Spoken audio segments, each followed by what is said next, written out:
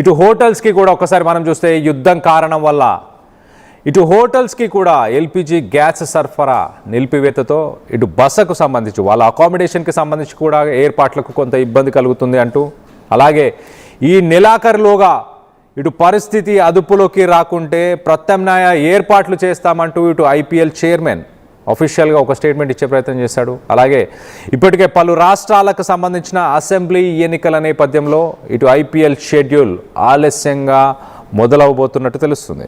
దీనికి సంబంధించి మరింత డీటెయిల్డ్గా మాట్లాడుకుందాం. ఒకసారి మనం చూస్తే కనుక మొదటగా ఇటు యుద్ధానికి సంబంధించి ఎల్పిజి ఫ్యాక్టర్, ఎల్పిజి షార్టేజ్, ఒకసారి మనం చూస్తే ఫ్యూయల్ క్రైసిస్, ఇటు అమెరికా, ఇజ్రాయెల్, ఇరాన్ వీటి మధ్య కొనసాగుతున్న యుద్ధం వల్ల ఇటు ఎల్పిజి అలాగే ఫ్యూయల్కి సంబంధించిన సప్లైస్ ఇండియాకి ఏవైతే రావాల్సినాయో అవన్నీ కూడా తగ్గుముఖంలో ఉన్నాయి.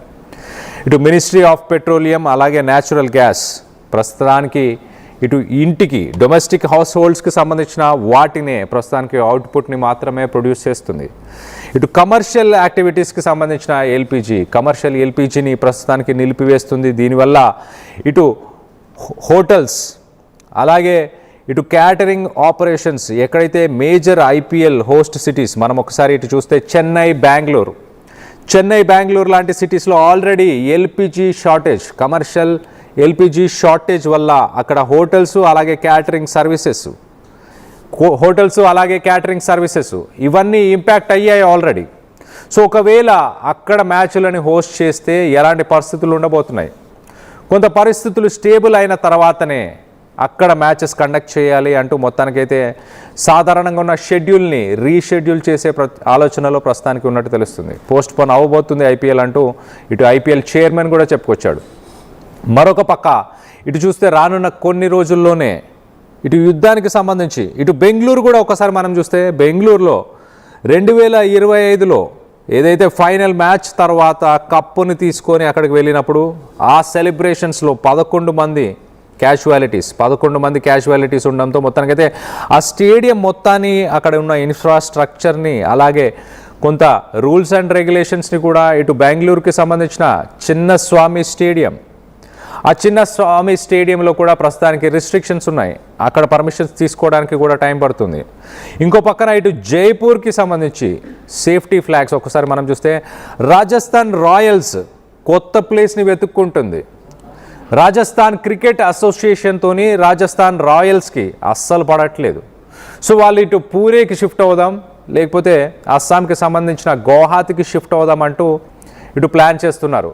సో దానిపై కొంత క్లారిటీ రాకపోవడంతో ఇటు రాజస్థాన్ రాయల్స్కి సంబంధించిన టీంపై క్లారిటీ, వాళ్ళ హోమ్ స్టేడియం ఏది అంటూ క్లారిటీ రాకపోవడంతో దాంతో కొంత ఇటు ఐపీఎల్ పోస్ట్పోన్ అవ్వడానికి అది కూడా ఒక కారణంగా చెప్పుకుంటున్నారు. మొదటగా యుద్ధం, దాని తర్వాత ఎల్పిజి యుద్ధం వల్ల ఇటు ఎల్పిజి షార్టేజ్, ఇటు కమర్షియల్ ఎల్పిజి షార్టేజెస్ రావడం వల్ల ఇటు చెన్నైలో అలాగే బెంగళూరులో హోటల్స్ అక్కడికి వచ్చే ప్లేయర్స్కి క్యాటర్ చేయలేని సిచ్యువేషన్ ఉంది. దాన్ని ఒకటి దృష్టిలో పెట్టుకొని మళ్ళీ మరో పక్కన ఇటు రానున్న కొన్ని రోజుల్లోనే అసెంబ్లీ ఎన్నికలు జరగబోతున్నాయి.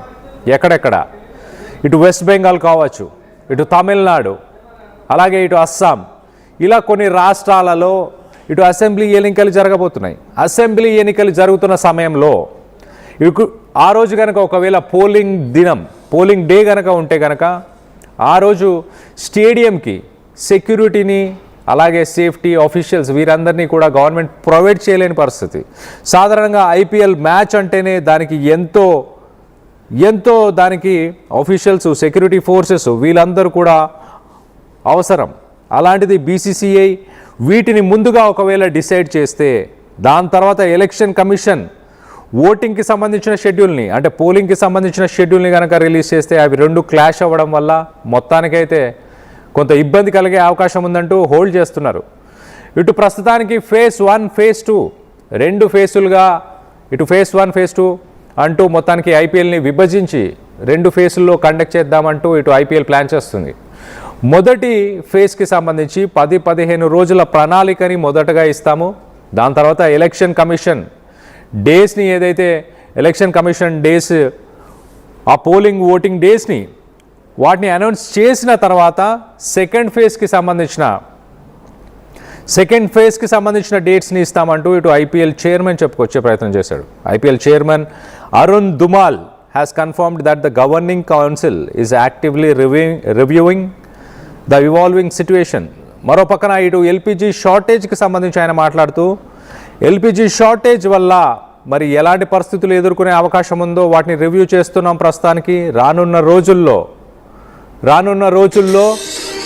రోజుల్లో దీనికి సంబంధించి ఎప్పటికప్పుడు రివ్యూ చేసి ఒకవేళ ప్రత్యామ్నాయం ఏదైతే ఇవ్వాలనుకుంటున్నామో ఆ ప్రత్యామ్నాయాలు వాటి గురించి కూడా ఆలోచిస్తున్నాం. అంటే ఇటు ఒకవేళ ఇండియా కాకుండా వేరే ప్లేస్లో, వేరే సిటీస్లో, వేరే కంట్రీస్లో లొకేషన్ని పెట్టాలనుకుంటే కనుక ప్రస్తుతానికి దుబాయ్లో ఉన్న పరిస్థితులు, యుద్ధం నెలకొన్న పరిస్థితుల వల్ల దుబాయ్లో ప్లేస్ చేయలేరు. అలాగే మిగతా దేశాల్లో కూడా ఆర్థిక పరిస్థితులు కావచ్చు, అక్కడ కూడా ఎల్పిజి షార్టేజ్, ఫ్యూయల్ షార్టేజ్ ఉండే అవకాశం ఉంది. కాబట్టి వాటిని కూడా ప్రస్తుతానికి ఎగ్జామిన్ చేస్తున్నామంటూ ఇటు చెప్పుకొచ్చే ప్రయత్నం చేస్తున్నారు. సో మొత్తమనిగా ఓవరాల్గా క్రికెట్ ఫ్యాన్స్కి కొంత ఒక బిగ్ షాక్ అని చెప్పాలి. ఐపీఎల్ మరి ఎప్పుడు స్టార్ట్ అవబోతుంది? 3 ఫ్యాక్టర్స్ ప్రధానంగా, ఇటు 3 ఫ్యాక్టర్స్ అని చెప్పుకోవచ్చు. ఈ 3 ఫ్యాక్టర్స్ ఒకసారి మనం చూస్తే కనుక ఎల్పిజి షార్టేజ్ ఒకటి, ఎల్పిజి షార్టేజ్తో పాటు ఇటు ఎలక్షన్స్, జనరల్ ఎలక్షన్స్, ఇటు